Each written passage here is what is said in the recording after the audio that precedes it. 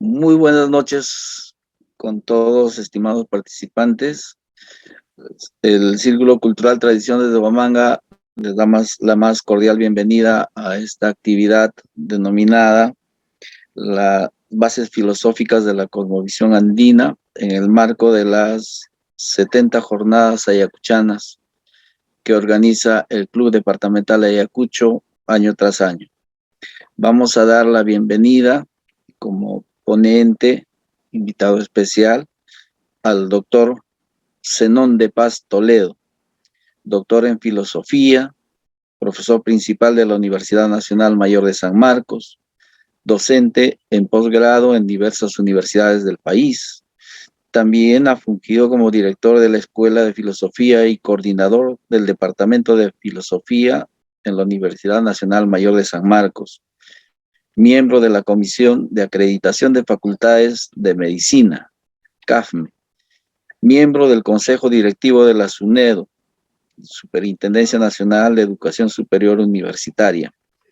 También ha sido director nacional de Educación Superior en el Ministerio de Educación, presidente de la Comisión Organizadora de la Universidad Nacional Tecnológica de Lima Sur, candidato a rector en la Universidad Nacional Mayor de San Marcos. El doctor Zenón de Paz Toledo tiene diversas publicaciones sobre la educación superior en el Perú, cosmovisión andina y muchos otros temas de su especialidad. Vamos a dar la más cordial bienvenida al doctor Zenón de Paz Toledo, que nos va a referir esta noche su ponencia sobre las bases filosóficas de la cosmovisión andina. Démosle la más cordial bienvenida. Muy buenas noches. En primer lugar, agradecer a los amigos del Círculo Tradiciones de Huamanga por esta amable invitación. Se trata de un colectivo, de una entidad que aprecio mucho, en particular por su reconocida labor, ¿no? La propuesta era compartir con ustedes esta noche algunas apreciaciones con respecto a los aportes de la civilización andina en términos de una cosmovisión que pudiera proveer algunos referentes importantes para encarar los problemas que enfrenta la humanidad a estas alturas, con alguna referencia en particular al mundo de la música y de la danza. Bien, lo primero que tendría que señalar al respecto es que estamos hablando de una civilización. Según el historiador inglés Arnold Toynbee, la humanidad ha producido básicamente 6 matrices civilizatorias originales, es decir, 6 maneras originales de entender, de sentir, de situarse en el mundo. Una de ellas, la andina, ciertamente. Esto tal vez tenga que ver con la peculiar geografía en esta parte del mundo, dominada por la alta montaña, con glaciares en pleno trópico, lo cual produjo una variedad inusual de climas y pisos ecológicos y propició en sus primeros pobladores la adopción de una estrategia de vida consistente en el aprovechamiento simultáneo de múltiples pisos ecológicos, en promover y cultivar la mayor diversidad posible de formas de vida. En pocas palabras, esto dio como resultado un gusto por la diversidad. Tenemos como testimonio de ello, entiendo que más de 4.000 variedades de papa contabilizadas hasta el momento y siguen apareciendo ciertamente. O pensamos, por ejemplo, en los muros incas, donde no hay dos piedras iguales y cada una de ellas, desde su peculiaridad, forma comunidad con las demás, encaja perfectamente. Este gusto por la diversidad ha producido también múltiples tradiciones que se expresan en una multiplicidad de pueblos. Como soporte seguramente de este gusto por la diversidad, podemos ubicar una sensibilidad muy peculiar. La sensibilidad andina, diría yo, es animista, es decir, concibe el cosmos, me refiero a lo que aparece ante nosotros, a lo que aparece además ordenado, eso es lo que significa cosmos, ¿no? Lo contrario del caos en griego, así como mundo, que es acepción latina, es lo contrario de lo inmundo, caótico. Bien, decía que concibe al cosmos como la parte visible de una totalidad viviente y sapiente, que sin embargo excede todo orden. Ese cosmos se halla constituido por diversas comunidades de vida vinculadas entre sí, de las que hacen parte las comunidades humanas, pero también la de las deidades y las de la naturaleza no cultivada por el hombre. Decía que ese cosmos es la parte visible de una totalidad mayor porque ésta tiene también una dimensión oculta. La parte visible se compone de dos ámbitos vinculados entre sí por oposición y complementariedad: el Hanampacha, o ámbito de arriba, el firmamento, y el Urimpacha o Caipacha, o ámbito de abajo, la tierra en la que estamos. Pero en el interior de ese cosmos dual y sosteniéndolo, se halla otro ámbito que, por no ser cósmico, por exceder todo orden, tiende a ocultarse.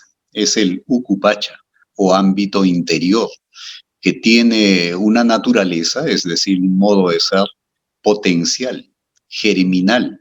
De allí brota la fuerza vital que produce, constituye, pero a la vez consume a los entes del mundo visible, a los que anima y relaciona, dando lugar a un orden dinámico que abarca y sostiene a todos los seres del mundo. A partir de lo dicho, podemos entender tal vez por qué la Pacha es una totalidad múltiple, diversa. No podría ser unidad irreductible, impar, porque lo aislado y sin complemento es chuya, incompleto, y huacha, palabra que significa pobreza y desamparo, más bien desamparo, ¿no? Así, la Pacha o totalidad se manifiesta por lo menos como dual, pero siendo así, remite a un tercero, porque la dualidad es una relación. Este tercero es justamente el vínculo, que en quechua se suele decir chaupi. Y cuando el orden es cuatripartito, que es la dualidad plena, es decir, 2 veces 2, ese chaupi funciona como un quinto. Así, los fenómenos que se presentan en relaciones de oposición y complementariedad no dan lugar a dicotomías, es decir, a dualidades insalvables, precisamente porque la dualidad remite a un chaupi o centro mediador relacional vinculante que permite el discurrir de la fuerza vital o kama, así se decía en el quechua antiguo. En tal sentido, la Pacha se manifiesta como espacio temporal, pero excede lo espacio temporal. No es solamente espacio temporal. Es, por tanto, decíamos, más que un cosmos. Es, digamos, un caosmos, constituido por un cosmos dual que se manifiesta brotando desde un interior caótico, pulsional, en el que simultáneamente se abisma todo lo existente. Como no es posible concebir nada aislado, todo ente tiene la condición de un agente que coopera con los demás, en una suerte de empatía o sintonía universal que abarca órdenes de realidad no necesariamente contiguos, juntos, tal como ocurre, por ejemplo, en la medicina o la climatología andina. Así, el conocimiento es una capacidad que va más allá de los seres humanos. El mundo mismo, como red de relaciones, como un tejido relacional, tiene carácter sapiencial. Conoce y manifiesta su saber a través de señales que es necesario interpretar. Asimismo, dado que la sensibilidad andina experimenta el mundo como un precario juego de fuerzas pasible de desequilibrio, propende a su cuidado, a la crianza recíproca. Esa sensibilidad puede favorecer hoy la restitución de la dimensión ética del saber y del actuar, claro. El antropocentrismo, característico de la cosmovisión occidental, se halla ausente aquí. El hombre no ocupa ningún puesto privilegiado en el cosmos. Tan importante como el hombre vienen a ser la montaña, sus animales y plantas, la lluvia o las deidades. Tienen la condición de personas, forman familias y comunidad hasta abarcar la totalidad. La palabra quechua huarcha, que se suele traducir por pobre, se refiere en realidad al aislamiento, la orfandad y la carencia de afecto. Por eso, incluso el hombre rodeado de cosas, pero solitario, es un huarcha, alguien digno de lástima, aunque en sentido estricto no hay nada ni nadie enteramente aislado y carente, porque todos tenemos kama, es decir, o kamai, poder o potencia vital, que fluyendo a través de la comunicación y la cooperación sostiene el mundo entero. Se trata de una cosmovivencia en que todos los seres integran comunidades de vida y se crían mutuamente, y la insensibilidad para con el necesitado es inadmisible. Esto se tradujo en un sentido del parentesco cósmico, en una actitud de respeto por la naturaleza, entendida como pluralidad de comunidades y agentes. Así, el AINI, forma de trabajo colaborativo que se practica atendiendo a criterios de reciprocidad, se funda en la necesidad ontológica de contar con un complemento o yananti. Por tanto, el imperativo moral de reciprocidad tiene un alcance cósmico. Esta convicción sostuvo el orden comunal andino. Cabe señalar también que aquí se desarrolló y persiste todavía un sentido comunal y celebratorio del trabajo, vinculado a la práctica de la reciprocidad, un sentido del trabajo que lo acerca a la celebración colectiva, a la fiesta, al juego, a diferencia de lo que ocurre en el mundo moderno, donde el trabajo tiene la condición penosa del castigo, idea o sentimiento que remite al fondo mítico judeo-cristiano del que brota el mundo moderno. Recordemos que Adán como castigo recibió la misión de trabajar. Se trata en ese caso de un trabajo enajenado que es necesario liberar buscando su transmutación lúdica para acercarlo a la celebración, el juego, el arte, la fiesta. Asimismo, es importante, creo, notar que el hombre andino concibe lo sagrado como algo intrínseco al cosmos, como potencia ordenadora de todo lo existente.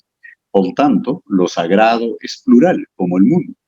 Por ello, la sacralidad andina es inclusiva. Cuando llegaron los cristianos, al poco tiempo los sacerdotes nativos estaban recomendando el culto a Cristo, a la Virgen y a la cruz, multiplicándolos además. Están los documentos coloniales dando cuenta de ello. Y ahora mismo en las mesas curanderiles, al mismo tiempo que se invoca a Apus, a Chachilas, Jiricas, se invocan también Cristos, vírgenes, cruces sin ningún problema. Esta sensibilidad se halla ausente en la modernidad, que ha desacralizado el mundo y la vida para convertirla en un objeto manipulable, dominable, en fin. El desencantamiento del mundo ha sido y es la condición necesaria para la dominación impune y la instrumentalización sin límites de todo lo existente. De allí la importancia de un reencantamiento del mundo para construir modos de vida alternativos.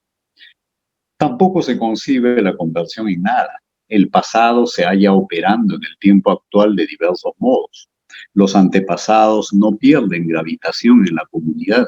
participan de ella. La regeneración cíclica de las formas de vida incorpora la muerte como complemento del nacer. Quien muere pasa a otra forma de ser, a otra forma de existencia, y no está ajeno a la cooperación e intercambio de señales que vincula al cosmos en general. Y a propósito de los ritmos de la vida colectiva, señalo adicionalmente que desde hace milenios se ha producido en los Andes procesos de distorsión, unificación, de nueva distorsión y nueva unificación.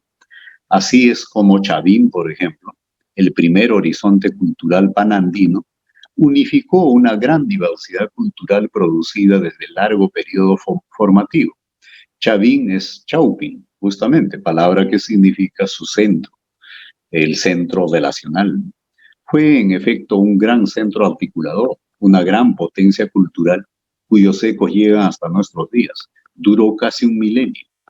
Luego se produjo un proceso de distorsión que dio lugar a culturas regionales y locales para después dar paso a otro gran proceso de articulación de esa diversidad representado por Huari, que tuvo su centro en Ayacucho justamente, y Tiwanaku más al sur. Huari, o Huaré, como se dice en el quechua ancashino, soy de Ancash, es el amanecer, el inicio. No está de más notar también que Chavín se ubicaba en una zona hasta hoy llamada Huari. Tras esto vino una nueva etapa de distorsión y luego el Tahuantinsuyo, que tuvo su chaupi o centro articulador en el Cusco. Después de lo de Cajamarca, sobrevinieron 5 siglos de nueva distorsión. Pero como ocurrió en procesos similares antes, esta distorsión también ha sido ganancia en diversidad, que es la fuente de la riqueza cultural del mundo andino, la fuente de su potencia. Esta vez se incorporaron a nuestro acervo cultural elementos venidos de otras partes del mundo, de otras civilizaciones, de Europa, África, Asia. Tal vez por eso el tiempo de amalgama está siendo mayor. Terminaré diciendo que parece estar ya en curso un proceso de articulación de esa diversidad. Hace tiempo que se halla en curso entre nosotros un proceso multitudinario del que está brotando un Perú de todas las sangres, como dijera Arguedas, resultado de intensos procesos migratorios que están cambiando el rostro del país e instalando el reconocimiento de la diversidad como una riqueza. Una tradición civilizatoria que hizo del cultivo deliberado de la diversidad, rebrota entre nosotros su riqueza, rebrota entre nosotros por la potencia que contiene. Lo deja ver, por ejemplo, el éxito mundial alcanzado por nuestra culinaria, antes despreciada y considerada comida de hogares humildes, de carretillas, de agachados. En esos espacios populares, invisibilizados por el Perú oficial, se produjo la amalgama de aderezos, sabores, texturas y colores procedentes de nuestra tradición andina, a la que se sumaron elementos africanos, asiáticos y europeos, con los cuales nuestra comida se ofrece hoy en restaurantes de lujo en el mundo entero. Ocurre también en la música y ustedes lo saben mejor que nadie. Una vez noté que un chileno había puesto como comentario en el YouTube mientras yo escuchaba cumbia nuestra, cumbia peruana, la mejor del mundo. Y yo pensé, claro, de inmediato que la mejor cumbia debía ser la colombiana, porque de allí provienen. Me di cuenta entonces en que se estaba refiriendo a la gran diversidad de estilos que este ritmo ha tomado en el Perú. Cumbia amazónica del norte, del sur, del centro y hasta de zonas específicas como aquella de donde estoy hablando, la carretera central en Lima, ¿no? Hay cumbia de la carretera central. Esa sensibilidad ha resistido 5 siglos de colonialidad, de extirpación cultural, y hoy provee soporte a proyectos de rearticulación política en el espacio andino,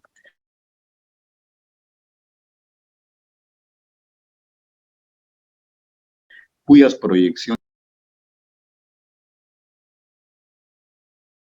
en ellos asoma una cosmopolítica, es decir, el reconocimiento de la agencia de otros seres, de que su destino está entretejido con el nuestro, así como la voluntad de incorporar ese reconocimiento en los marcos institucionales que sostienen la convivencia. Así, por ejemplo, en la Constitución de Bolivia y del Ecuador se ha incorporado la noción del summa causa o vida plena, pero también los derechos de la madre tierra y de los hijos de la tierra. Nuestros pueblos han tomado entonces, creo, hace tiempo ya, el camino de cerrar la etapa de dispersión, desorden e irrespeto instalada por los grupos de poder herederos de la colonia, acostumbrados a saquear el país y despreciar a nuestra gente.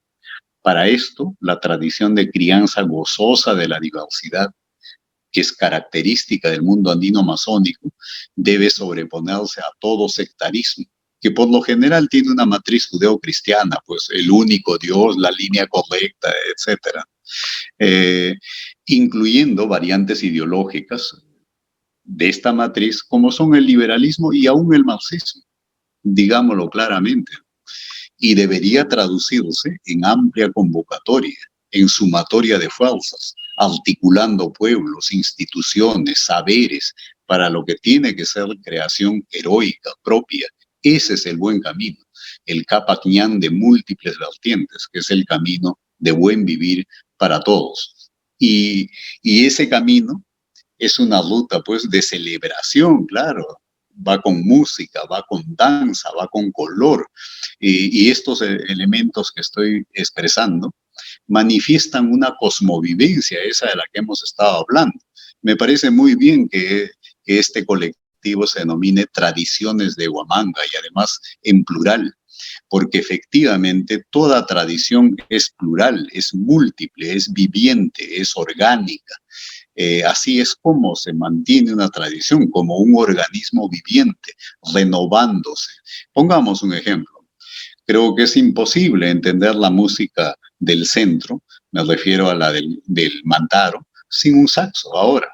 Bueno, el saxo obviamente no es un instrumento originario. El campesino lo tomó de las bandas de foxtrot, de jazz que traían los gringos de Cerro de Pasco, de la Oroya.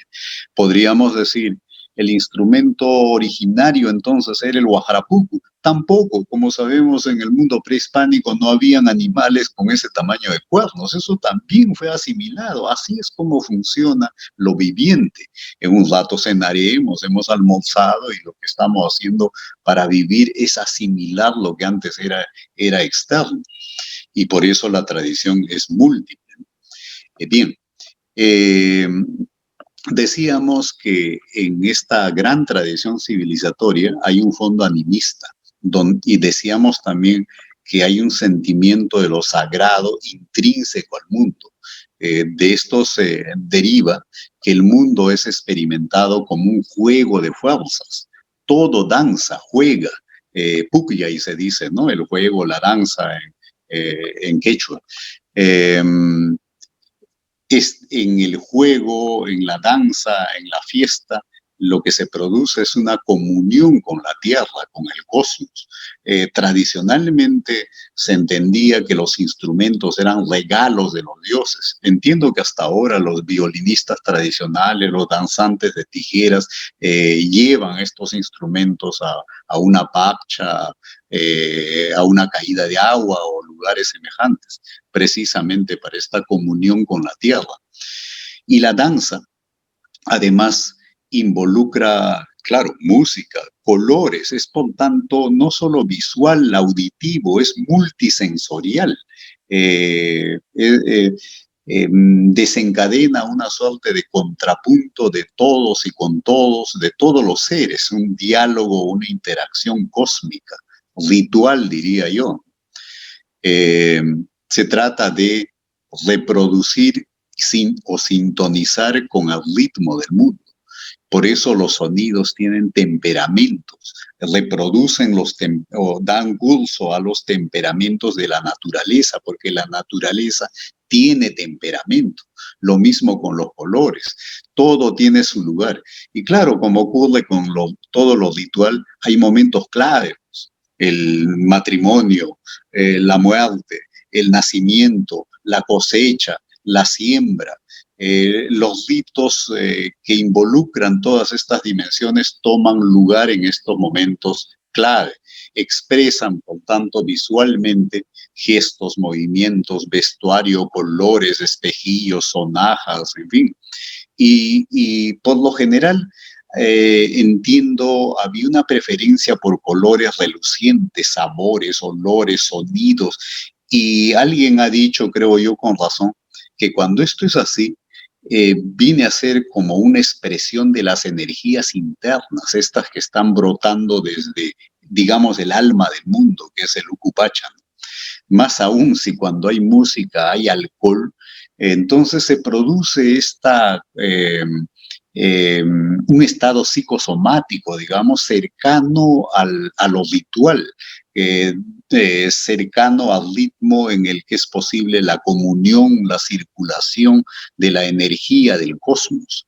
Y la música, además, entiendo en la tradición andina, lo dice la iconografía prehispánica, siempre se da en movimiento, los músicos están moviéndose, andando, dando pasos, vueltas, haciendo coreografías, y esto parece involucrar también, claro, el esfuerzo, un movimiento corporal que además con la resistencia de soplar, en fin, o del esfuerzo físico intenso, generan este estado psicosomático ritual al que me refería hace un momento. Terminaré llamando la atención también sobre la vinculación que hay entre la música, la danza y el ritual, con, que tienen pues ciertos motivos básicos, con variantes, digamos, con los motivos y variantes que suelen estar en el tejido andino.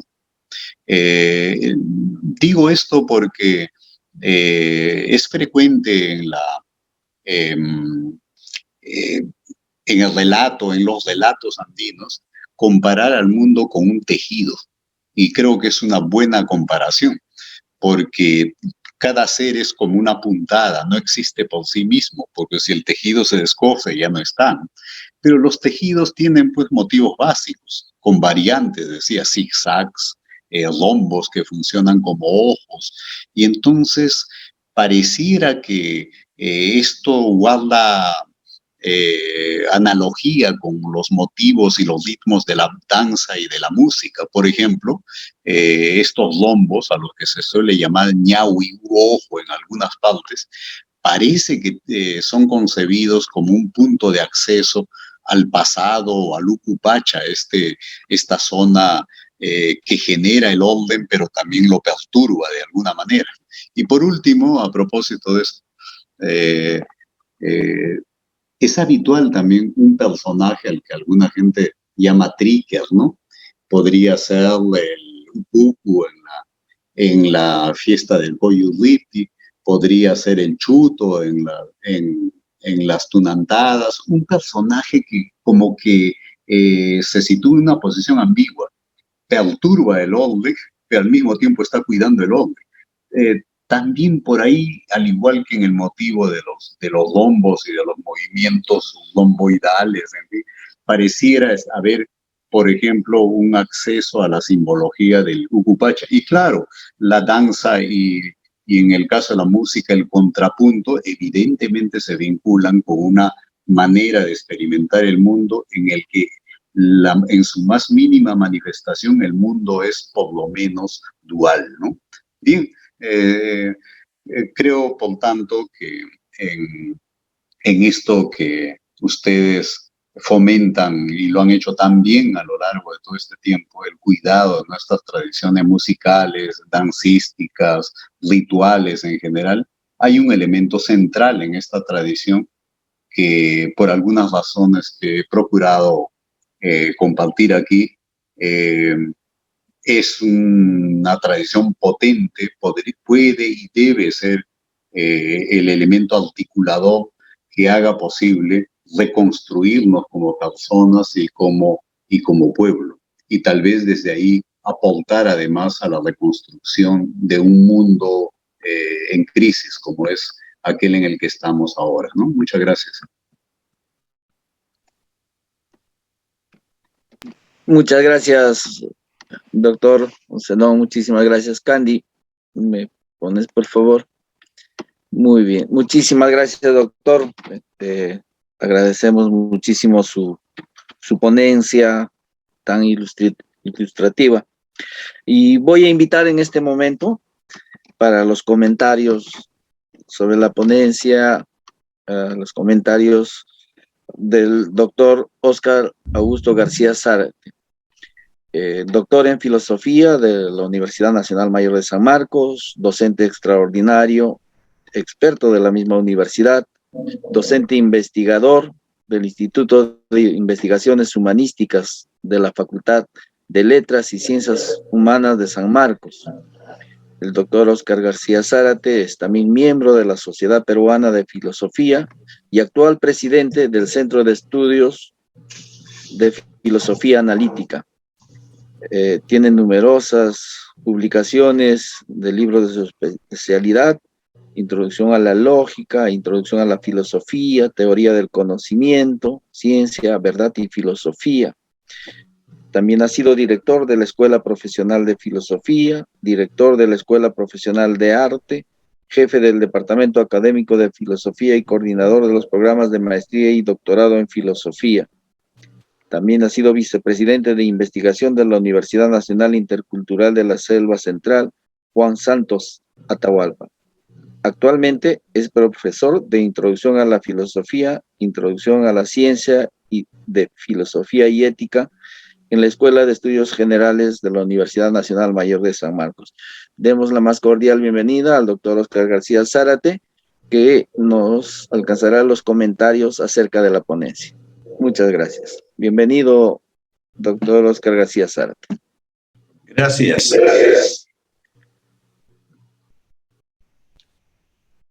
En primer lugar, quisiera saludar y felicitar al presidente del Club Departamental Ayacucho, general Jorge Cárdenas Sáenz, y a través suyo a los miembros de su consejo directivo por estas jornadas ayacuchanas que se vienen desarrollando con gran éxito.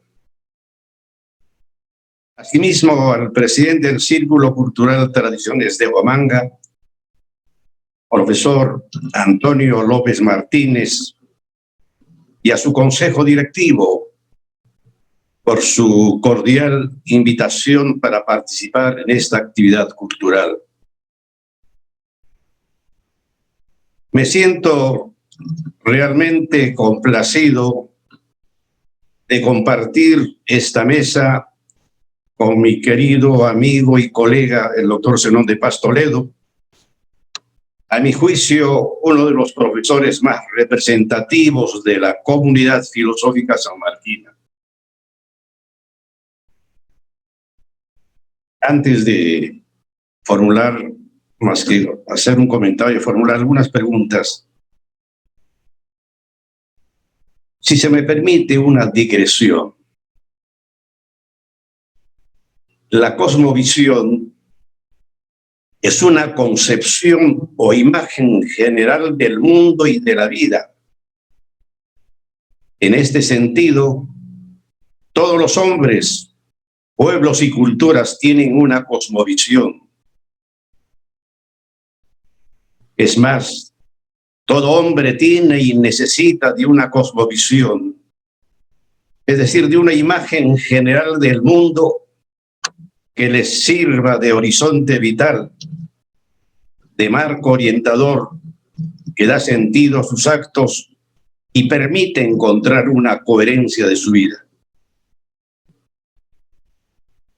El Círculo Cultural Tradiciones de Huamanga es una institución que desde su fundación hace más de 3 décadas dedica sus mejores esfuerzos al cultivo, difusión y preservación de las manifestaciones culturales del departamento de Ayacucho y de modo especial de nuestra música, canto y danzas, porque estamos plenamente convencidos que la música es una de las bellas artes que mejor expresa los sentimientos más profundos del ser humano. Gracias a ella expresamos nuestros sueños, utopías, alegrías, penas, triunfos, frustraciones, entre otros.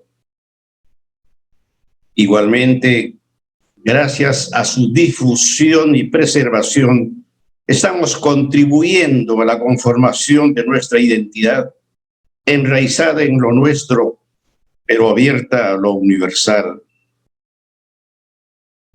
No somos tradicionalistas, sino respetuosos de nuestras tradiciones, pero la tradición entendida no como un conjunto inerte o petrificado de cosas, sino como continuidad histórica.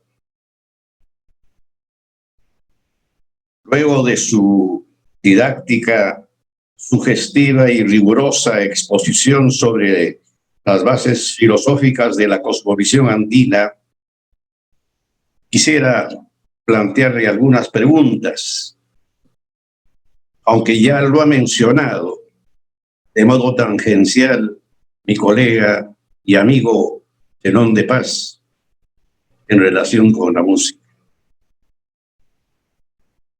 Profesor, ¿qué conceptos de la cosmovisión andina, sobre todo de los mencionados por usted, permitirían una cabal comprensión y valoración del rico y variado folclore ayacuchano, de sus tradiciones y de modo especial de su música, canto y danzas? Esa es una primera pregunta. La segunda pregunta es la siguiente. ¿Compartiría usted conmigo la siguiente propuesta a propósito de la cosmovisión andina y el cambio climático? El cambio climático provocado por el calentamiento global y por la emisión de gases de efecto invernadero tiene como causa principal la actividad del hombre moderno. La debacle ecológica que se avista en nuestro horizonte es ya un hecho. En efecto, si las emisiones de gases de efecto invernadero a nivel mundial continúan con el ritmo actual, fácilmente el mundo llegará a los 2 grados centígrados o más de aumento de temperatura a fin de siglo. En el Perú, por ejemplo, los nevados sí están desapareciendo, pero también se afectaría la gran diversidad de nuestra agricultura, la pesca de anchoveta y otras especies en el rico mar peruano, y las ciudades de la costa, construidas sobre el desierto, sufrirían la falta de agua. Los daños serán no solo ecológicos, sino económicos. ¿Qué hacer ante esto? Un intento de respuesta a esta crucial interrogante es imperativo. Una salida podría ser la propuesta por el pensamiento andino de recuperar principios filosóficos que dan sustento a una ontología a través de la noción de Pacha, fuente de toda existencia, y también a una axiología que tiene como centro organizador la noción de Ayin Causai, o el buen vivir, que promueve una convivencia armónica entre el hombre y la naturaleza. Consecuentemente, la preservación del sistema de vida del planeta y el rechazo a acciones que impliquen impactos medioambientales o manipulaciones de naturaleza bióticas o abióticas. El pensamiento andino, ajeno al afán dominador sobre la naturaleza, propicia una convivencia armoniosa con la naturaleza, y sobre esta base el hombre andino establece un vínculo de reciprocidad con su entorno, en que él no se postula como un ser superior a la naturaleza, sino parte integrante de ella. Es Claro, pues que el volver la mirada hacia nuestro pasado milenario en busca de respuestas para enfrentar una crisis ecológica global que amenaza con poner fin a nuestra especie, revela su potencial fecundidad, si de lo que se trata es de lograr el arraigo y el saludable desarrollo de actitudes que promuevan la búsqueda de alternativas tecnológicas que reduzcan las emisiones de gases de efecto invernadero a efectos de minimizar el impacto del cambio climático, la mayor amenaza del siglo XXI sobre las poblaciones más vulnerables. Repito, apreciado colega, ¿compartiría usted esta propuesta? Y última pregunta. ¿Cómo compatibilizar la cosmovisión andina con la dinámica de un mundo que necesita de la ciencia y la tecnología impensable para los andinos?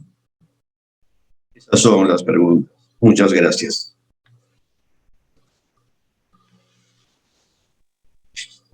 Muy bien.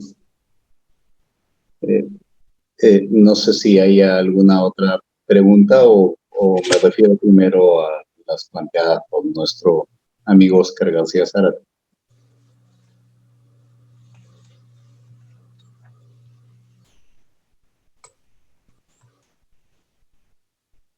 Bien, tal vez entonces hago referencia a los comentarios y a las preguntas de Oscar. En primer lugar, agradecer la amabilidad de sus palabras que básicamente se sustentan, asumo, en la entrañable amistad que nos unen. Son muy generosos, igual. En cuanto a lo primero que manifestó, me parece de gran alcance.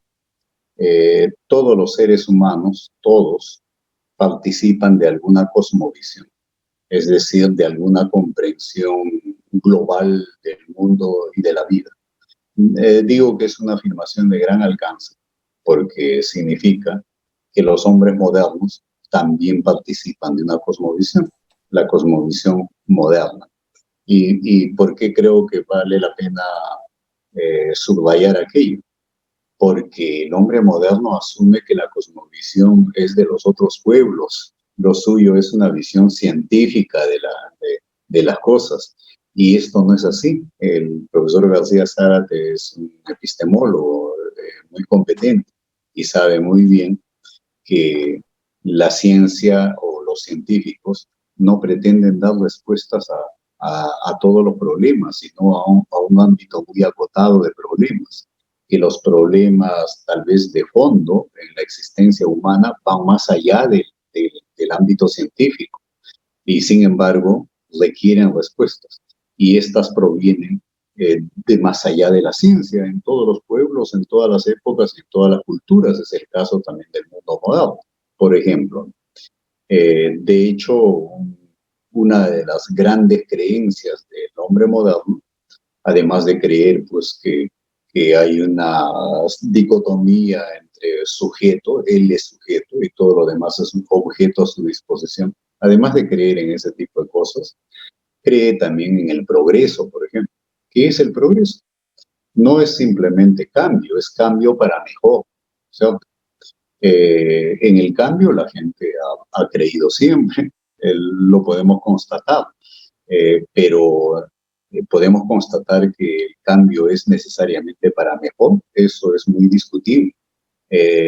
Tal vez una comunidad como la nuestra, en proceso de modernización, todavía cree en esto fuertemente. En algunos de sus sectores vemos microbuses, mototaxistas, pueblos jóvenes, mercados, etcétera, que se denominan progreso, nuevo progreso, etcétera, señal de que estamos en un proceso de modernización, porque la gente viene del interior a la ciudad en busca del progreso. Bien, en el hemisferio norte ya la gente no cree en el progreso. Hace mucho entraron en dudas y luego en un franco descreimiento. Si baste una señal de ello, la caída en la tasa de natalidad. La gente se cuida de tener hijos, porque ve el futuro ya no pues como el futuro luminoso del progresismo, ¿no? Sino como un futuro que entraña peligros, ¿no? No me voy a detener en este punto, era básicamente para hacer notar que la creencia en el progreso es eso, una creencia, como muchas otras que sostienen la sensibilidad moderna. Pues se trata, por tanto, de una cosmovisión. Al reconocer esto, como lo está haciendo bien el profesor García Zárate, de pronto nos ponemos en un plan de equidad entre todos los pueblos y es posible un diálogo entre culturas. Ese diálogo no es posible mientras un sector asume que tiene la versión correcta de la realidad y que los otros tienen curiosas interpretaciones, digamos.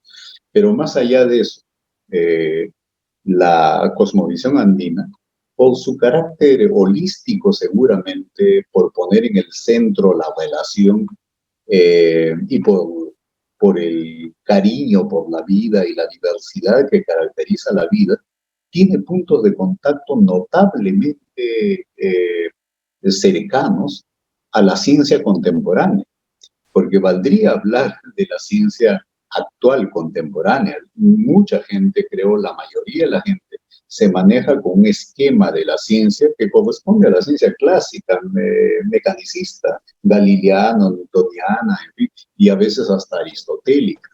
La ciencia contemporánea está presentándonos una imagen del mundo mucho más parecida a la que está operando en la tradición andina. Un premio Nobel, estoy pensando en Lovelock, por ejemplo, publicó un texto titulado Gaia, cuya tesis básica es que tal vez el mundo sea un ser viviente y sapiente. Y cuando le preguntaron a Stephen Hawking, quizá el mayor físico después de Einstein, cómo resumía esto de la teoría del caos, decía, bueno, esto es algo así como que el aleteo de una mariposa en Tailandia puede ser la causa de un ciclón en el Caribe, que tiene que ver algo tan leve como una mariposa en Tailandia con algo tan grande como un ciclón en un lugar tan distante como el Caribe. Se está partiendo de una ontología en que todo tiene que ver con todo, con el mundo andino. Cómo cayeron las hojas en la encuña, algo me está diciendo. ¿Por qué la araña puso su nido en tal dirección? Algo me está diciendo. Esta lógica de leer señales en todo lo que ocurre, eso está más cerca a lo que dice ahora mismo la ciencia contemporánea. Bien, y en cuanto al cambio climático, se trata de una cuestión terminal, por lo menos para nosotros es una cuestión terminal. Es la magnitud de esto y el peligro que entraña es mucho mayor de lo que la mayoría de la gente cree, distraída como anda en muchas otras cosas. No es casual que haya habido un cónclave hace poco en Escocia atendiendo a este tema, aunque lamentablemente no ha salido de allí una agenda que esté a la altura de las circunstancias.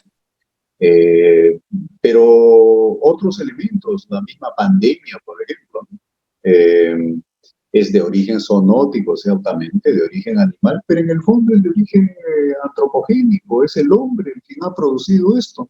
Digamos que el bicho aquel que parece que migró de algunos murciélagos, andaba ahí todo el tiempo tranquilo en alguna selva asiática, hasta que fue invadido, pues, las selvas depredadas, los animales estos vendidos en el mercado en condiciones insalubres, a algún lugar tenían que migrar los bichos aquellos. Eso pudo haber pasado en Pucallpa, pudo haber pasado en Iquitos y puede pasar. Démonos cuenta que el ritmo de recurrencia de las pandemias en las últimas 3 décadas ha sido acelerado. El VHS, la gripe porcina, la gripe aviar, etcétera. Eso es una campanada de alerta de lo que está pasando. El mundo está estresado, está exhausto por la depredación a la que ha sido sometido, por una lógica de vida que se resume en tratar todo lo que existe como un recurso. ¿Y un recurso para qué está ahí? ¿Para ser explotado? Pues ¿para qué más, no? La naturaleza ya no es Pachamama, ya no es Gaia, es recursos naturales. Pero eso no se circunscribe a la naturaleza, tenía que volverse contra el hombre también. ¿Cómo son vistos los seres humanos ahora? Como recursos humanos. Y vale la misma pregunta, ¿un recurso para qué está? Para que rinda al máximo. Esta adicción al rendimiento, al productivismo, al consumo, está depredando la tierra. Por tanto, hemos llegado, creo yo, a un punto de quiebre civilizatorio. Lo que se impone es un cambio civilizatorio. Justamente por eso resulta de la mayor importancia reconocer la presencia de sentidos alternativos de vida en otras civilizaciones, donde pueden haber respuestas para algunos de estos problemas que ahora enfrentamos, ¿no? Y creo que es el caso de la tradición andina, por eso empecé diciéndolo, por, por la sensibilidad favorable a la diversidad que la caracterizó, por el cuidado de la vida, por el sentimiento del parentesco cósmico. Esto despierta interés ahora en el mundo entero, pero habría que ver cómo esto se traduce en una agenda de acción nacional y más allá, ¿no?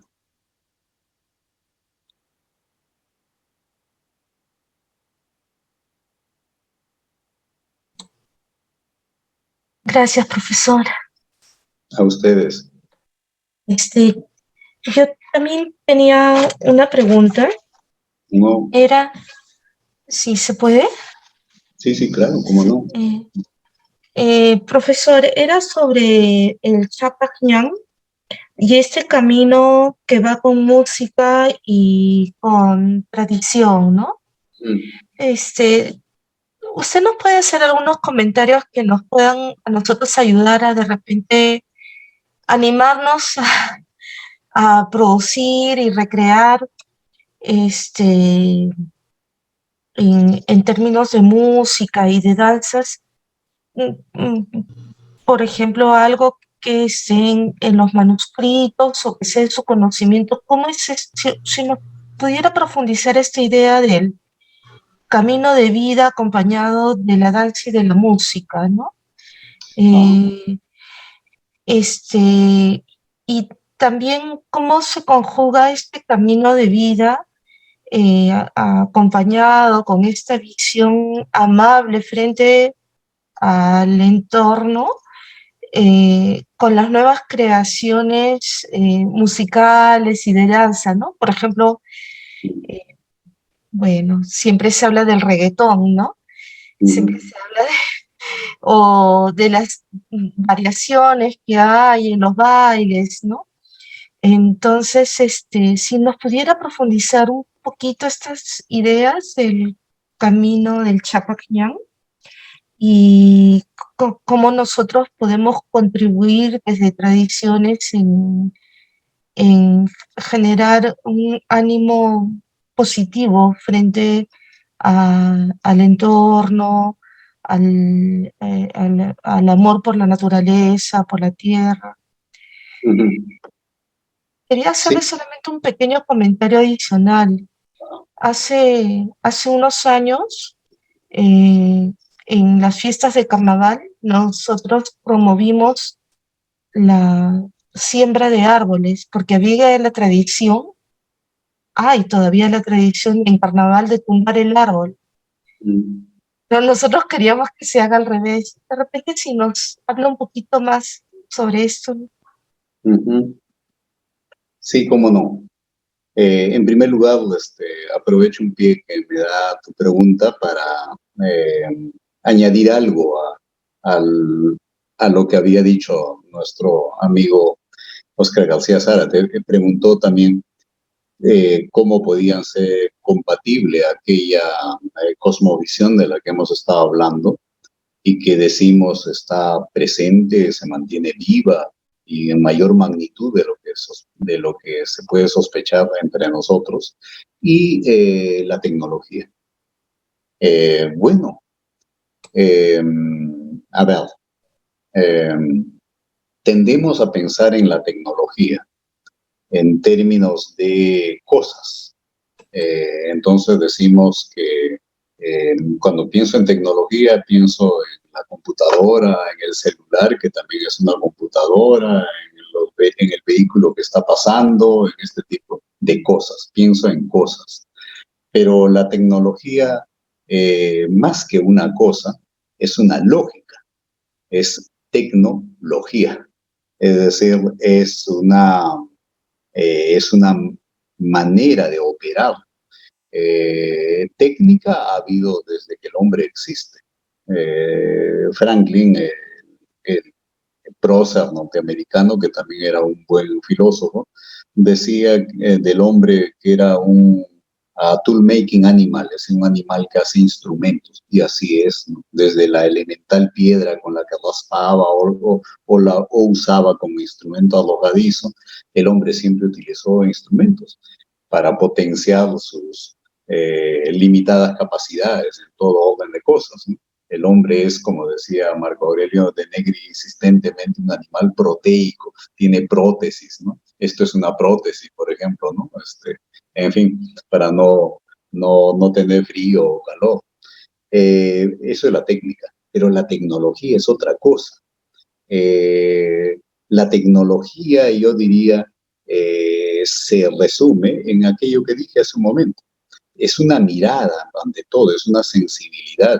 Se resume en ver lo que existe como un recurso, como algo cuyo rendimiento tiene que ser aumentado y aumentado sin cesar. Eso es la tecnología, bien vista. Por tanto, lo que hay que hacer con la tecnología es curarla, liberarla. Lo que hay que hacer, digamos, con todo el instrumental, con todas las prótesis que la humanidad ha desarrollado, lo que hay que hacer es un proceso de sanación, de liberación de esa lógica adictiva, porque no hay mayor adicción y no hay mayor adicto que el adicto a la rentabilidad, al rendimiento, al poder entendido como dominación. Dominación de todo lo existente en este caso. Eso es una adicción terrible y tenemos que librarnos de ello. Lo que hay que hacer, por tanto, por eso hablaba de la necesidad de pensar en un cambio civilizatorio. Esa es la magnitud de la agenda que ahora enfrentamos. Tenemos que pensar las cosas en términos de una refundación civilizatoria, empezando por replantear el sentido mismo de la vida. Y la tradición andina en esto tiene elementos de gran alcance. Mencionaba de paso, por ejemplo, que la pobreza no se entiende como carencia de cosas, sino sobre todo como carencia de afecto, ¿no? El huapcha, ese de que en alguna fuga de Huayno dice sin padre, sin madre, sin un perro que me ladre, ¿no? Los perros se supone que ladran a los fantasmas porque logran verlos, por tanto este es peor que un fantasma. Ese es el hombre, el pobrecito, el que es digno de lástima, ¿no? Eso es potente. Por tanto, el hombre rico es, como diría el brasileño Roberto Carlos, el que tiene 1 millón de amigos. Ese es el hombre rico. Al final, ¿qué es lo que la gente busca en la vida? Lo que busca es el reconocimiento, el cariño de los demás. Alguna gente, claro, y tal vez toda una civilización, la moderna, ha tomado el camino de buscar ese reconocimiento vía la acumulación de cosas, pero eso es un mal camino, por muchas razones, incluso directamente porque no es la vía correcta de ser querido. Eso lleva a un desvío. Ahora, ¿cómo se construye una convivencia basada en el cariño? Eso creo que es más factible dentro de una sensibilidad de parentesco cósmico como es característico de nuestra tradición. Y a eso me refería con lo del Capac Ñan. Capac Ñan, pues, es algo así como noble camino. Se refiere, claro, a esta red troncal y transversal, a esta red en general que unía, vinculaba a todos, que todavía está ahí, como era un camino también de peregrinación, ¿no? De acercamiento entre la gente. Y claro, me imagino en ese Capac Ñan y en cada uno de sus ramales, peregrinos con música, con danza, con rituales, celebrando, cooperando. Eso es lo que necesitamos reinstalar, claro. Y en cuanto a algunas expresiones musicales o expresiones lúdicas o expresiones artísticas en general que puedan haber sido cooptadas en la lógica de la mercantilización y en la lógica de la instrumentalización de los seres, seguro, ¿no? En ninguna esfera de la experiencia humana está inmune, digamos, a las orientaciones que son hegemónicas en determinado periodo de la historia, en determinado periodo de vida.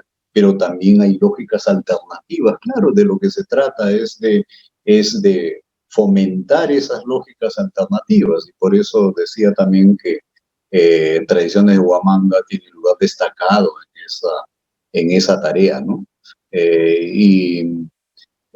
Se trata de una institución que ha hecho un gran trabajo en preservar esa tradición y en prolongarla, en mantenerla viviente. Yo creo que algo de eso es lo que tenemos que hacer todos, cada uno de nosotros, en el ámbito en el cual actúa, ¿no? Bien, eso es. Muchas gracias, doctor De Paz. Hay una pregunta que está del doctor Lorenz que menciona: ¿su pensamiento tiene relación con la obra reciente de Aníbal Quijano sobre la colonialidad? Es una pregunta que transmite el doctor Lorenz. Le dejo el espacio, doctor De Paz. Como no, agradezco la pregunta, seguro. Por una sencilla razón, porque al igual que Quijano, igualando las distancias enormes, claro, a favor de él, obviamente, procuro situarme también en una posición más bien crítica. Bueno, en la jerga académica, particularmente en la tradición filosófica, usamos el término crítica a partir de Kant, en el sentido de una manera de ver las cosas que busca averiguar cómo es que algo es posible, en base a qué algo es posible. En esa lógica, Quijano hizo notar, creo que en mayor medida que otros, que la modernidad, esta forma de vida que se ha impuesto a escala planetaria y ahora es hegemónica en el mundo entero, nació conjuntamente con la colonialidad. Es decir, que son dos caras de la misma moneda. Que la colonialidad no fue un evento, digamos, separable o casual. Basta pensar en que, como nunca antes había ocurrido en la historia, los europeos se apropiaron de un continente entero. Eso nunca había ocurrido. Jamás hubo algo de esa magnitud, que de pronto alguna gente se apropiara de todo un continente, con todo lo que ahí había, y con todas las gentes, etcétera, ¿no? Creo que no es difícil a partir de ahí darse cuenta de la extrema importancia que tuvo ese acto de imposición violenta para el proceso de acumulación del capital en Europa. Si nos situáramos en el año 1500, Europa no era precisamente la zona más rica del planeta. De hecho, el Tahuantinsuyo o el estado azteca eran mucho más ricos que los estados europeos, para no hablar de la China contemporánea entonces, o del mundo musulmán, o del mundo hindú, o incluso de algunos reinos africanos que eran mucho más ricos y en algunos casos mucho más sofisticados culturalmente que Europa. Este acto cambió, digamos, el escenario, ¿no? Y entonces creo que en eso Quijano tiene razón, y a partir de ahí son notables aportes a la comprensión de por qué es que estamos como estamos en el mundo, y qué es lo que hay que hacer para cambiar las bases de la convivencia, si es que creemos que tienen que ser cambiadas. Y de hecho hay suficientes razones para apostar por cambiarlas, ¿no? Una de las cosas que hay que, de hecho, desmontar, según lo que dice Quijano, y de algún modo estaba implícito en lo que yo decía también, es la colonialidad. Yo lo resumiré con palabras no mías, sino de Gamaliel Churata, quizá el mayor filósofo que hemos tenido aquí, aunque el mundo académico ni se acuerda de él. Tal vez porque reivindicó abiertamente, orgullosamente su condición de indígena. Gamaliel Churata, en El Pez de Oro, un libro fundamental, dice que nuestro problema no es ante todo político o económico, dice él. Nuestro problema es un problema del ser. ¿A qué se refiere? Es un problema ontológico. ¿A qué se refiere? A que nosotros queremos y creemos ser lo que no somos y nos negamos a ser lo que somos, para decirlo apelando a la caricatura que tiene la virtud de poner los rasgos centrales. Cada vez que nos vemos en el espejo queremos ver un caucásico y somos indígenas. Y entonces, ¿cuál es el resultado de ello? ¿Cuál es el grado de autoestima que una persona así puede tener? Y si no tiene una elemental autoestima, ¿cómo puede estimar al resto? Empezamos a comprender por qué el Perú es como es, un desorden, nadie respeta nada, impera el vivo, este personaje sociopático al que además nos hemos pasado ponderando qué vivo, ¿no? ¿Por qué tenemos este tipo de coexistencia? Es herencia del orden colonial, pues, y entonces necesitamos, para empezar, limpiar la mirada, vernos de otra manera, de una manera en que recuperemos el orgullo de lo que somos. La gente lo comprende cuando no está acá, cuando no está acá. ¿Y de dónde tú vienes? Del Perú. Machu Picchu. Ya. Háblele de Miraflores, de La Molina, sabrán lo que es eso, les importa, ¿no? En realidad valoran nuestra condición por la tradición andina, y sin embargo nosotros la despreciamos. El choleo es un deporte generalizado entre nosotros, y en su expresión más dura es: indio tenías que ser. ¿Qué está diciendo eso? Entonces sí, claro, creo que Quijano hizo una gran contribución a que comprendamos esto. Muchísimas gracias, doctor De Paz, doctor Oscar García Zárate, y a todos los participantes, a todos quienes invito, enciendan sus cámaras para poder estar juntos, para poder visualizarnos.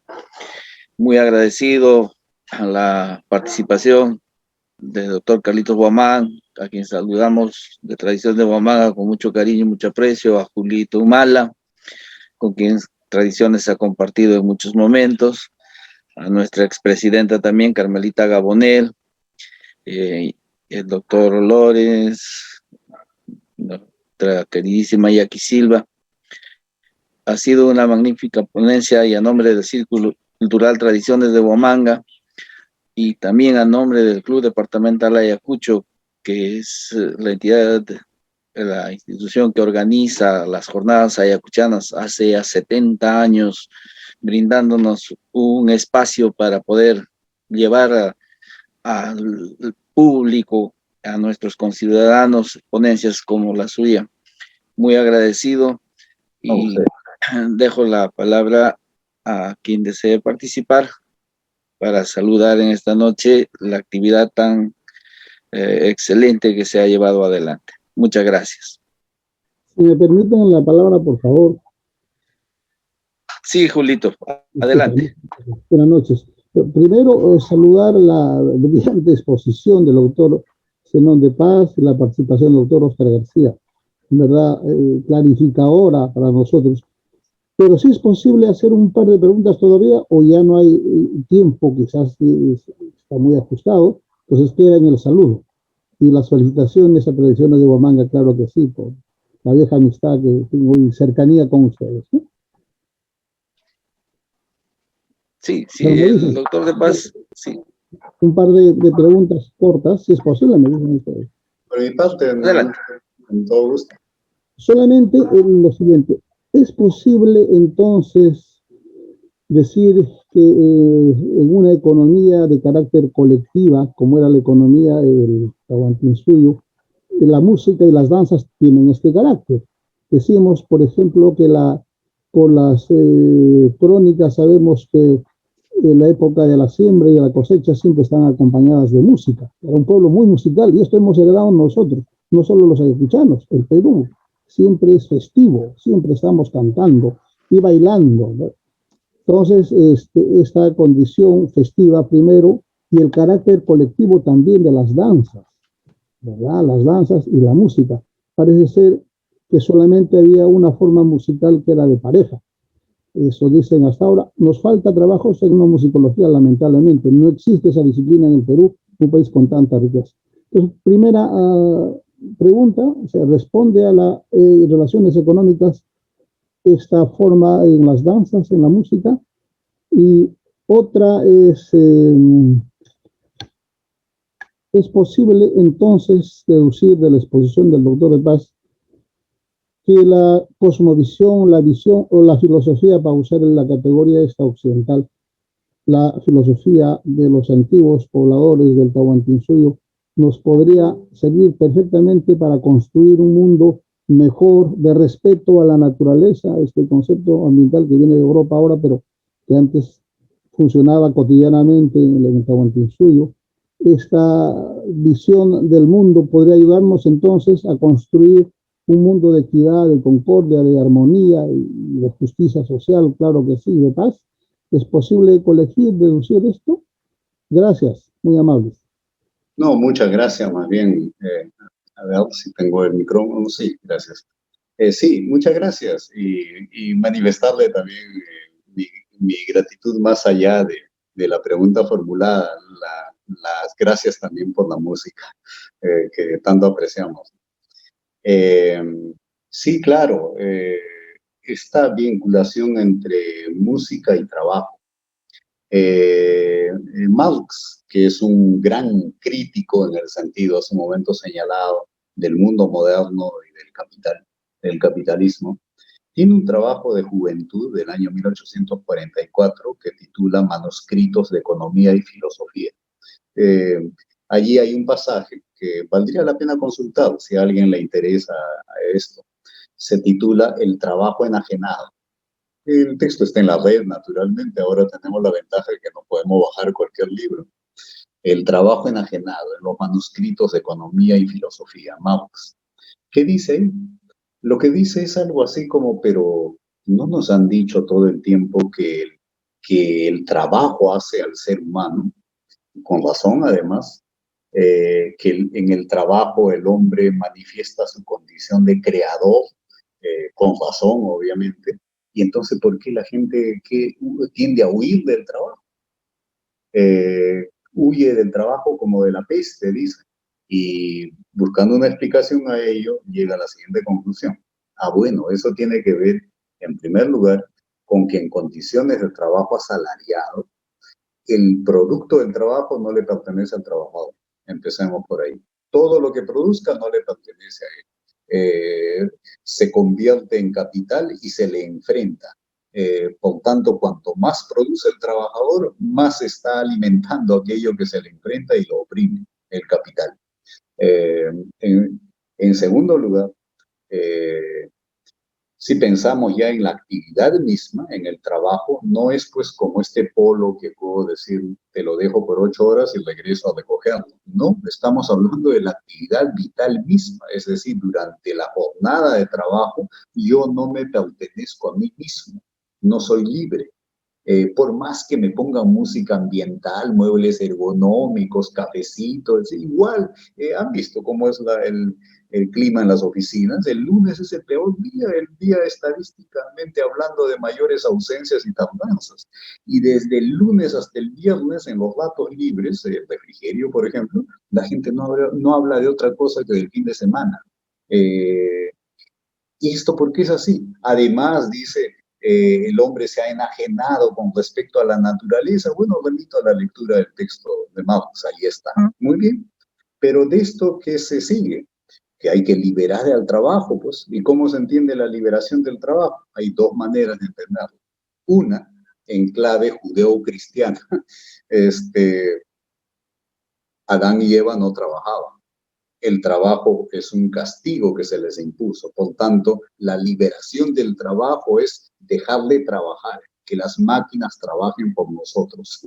Esa es una posibilidad. Un yerno de Marx llamado Paul Lafargue leyó así esto, y muchos marxistas.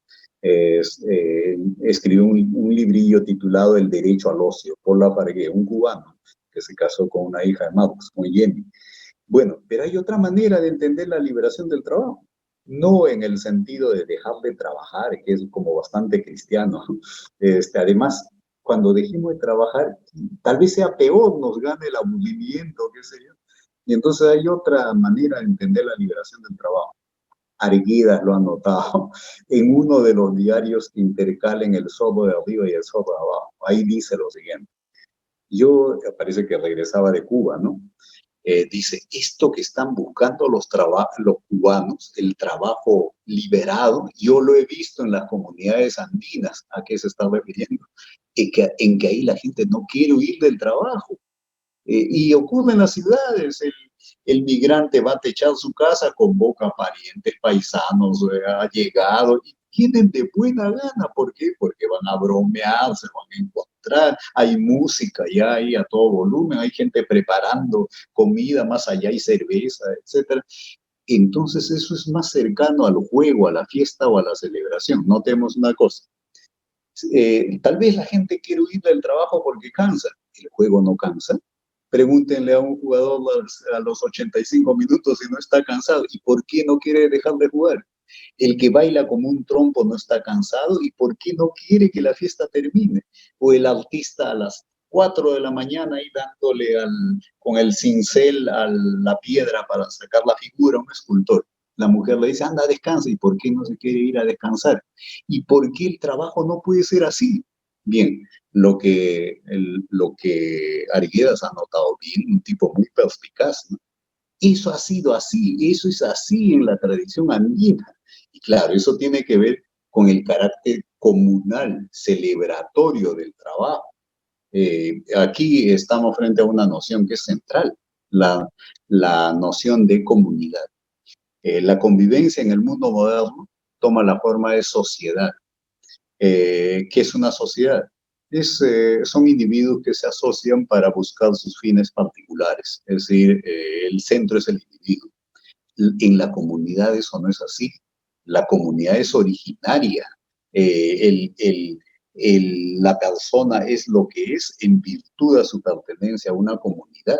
Entonces, una de las cosas que es un necesario cambio civilizatorio hay que hacer es reconducir la sociedad a su condición originaria, que era comunidad. ¿Cómo armamos comunidades de vida en el mundo contemporáneo?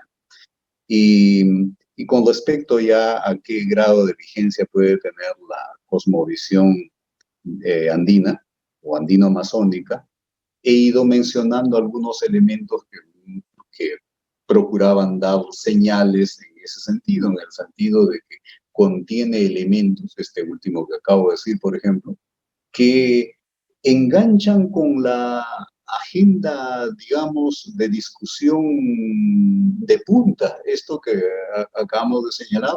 ¿Qué hacemos con el trabajo o con la ciencia o con la tecnología? Preguntaba hace un rato el profesor García Sara. Respuestas para esto están presentes en nuestra tradición. Así es, pues, una civilización, es una cosa potente. ¿Por qué creen que China o la India han vuelto a tener un papel protagónico en el mundo? Tienen, pues, una tradición civilizatoria potente. Así es. Gracias. Muchas gracias. Muchas gracias, muchas gracias.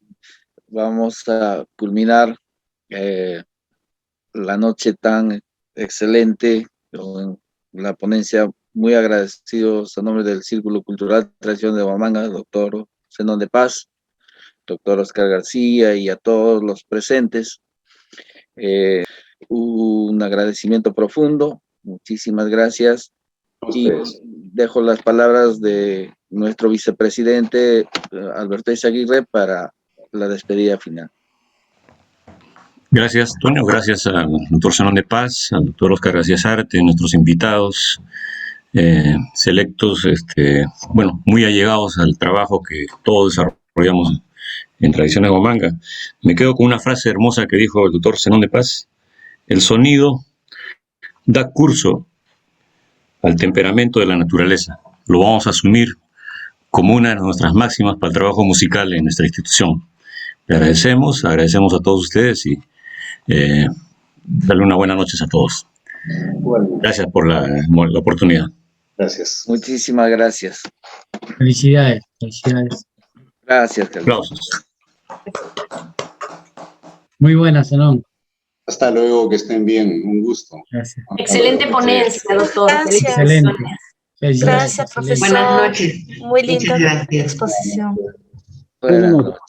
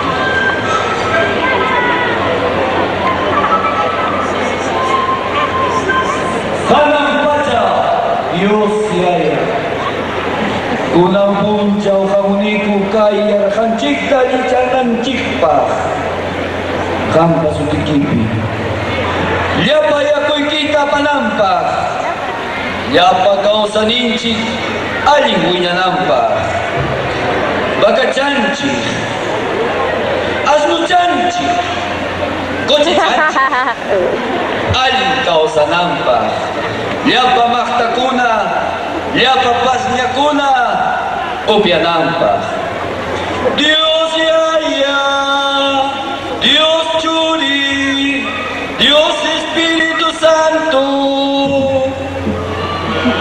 Espíritu Santo Espíritu Santo mierda Espíritu Santo